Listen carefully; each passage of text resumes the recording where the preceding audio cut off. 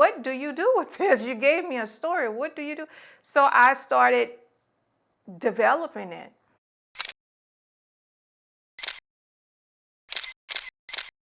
The love of God changes hearts. Emily Overcomes Unforgiveness was my first book.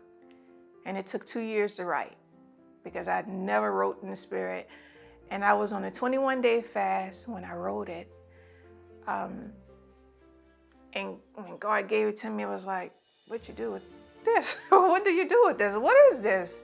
You know, so I was like, okay, so I was fascinated. I was like, well, what do you do with this? You gave me a story. What do you do? So I started developing it. And I started having visions. And I started saying, okay, this is what the Lord has shown me, and I don't really know what it means, but I need you to create this. And I was like, okay, I have another vision, and I don't know what this means, but this is what I need you to draw. And just me being obedient and me telling the person, he was a Christian too, and me telling him, this is what I need. And he was like, okay, things are coming to me. Okay, a lot of things, different pieces are coming to me. And I kind of have an idea what you want. So me just stepping out on faith and moving, and it just kind of went together. But it took 2 years because I just had to be led by the Lord for it. It has, so it's a story, was phase 1. Phase 2 was the pictures. And I still felt like it wasn't complete. And then he had me write scriptures for each story, each part of the story and each part of the pictures. So it was 2 years to do it, you know, and that was the first book. The Love of God Changes Hearts, you know. It's a powerful, powerful story about how someone with compassion was able to convert someone else and how she was able to get delivered as a child.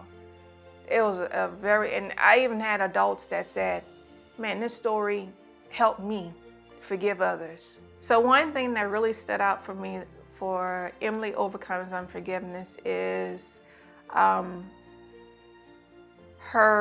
the compassion of the other person.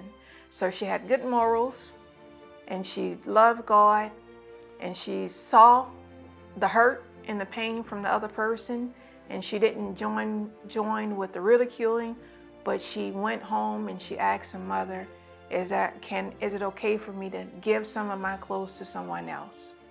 And she gave her the clothes, and she wound up going to church with her, and she was able to get changed and transformed. And Emily was able to read her Bible on her own. She didn't just go to church, but she put in the work behind the scenes. She formed that relationship with God where she read her Bible, and it shows where God spoke to her back from her Bible. If you don't have the word, that's why I said that having that foundation of behind the scenes, of prayer time, spending time with God behind the scenes makes a huge difference.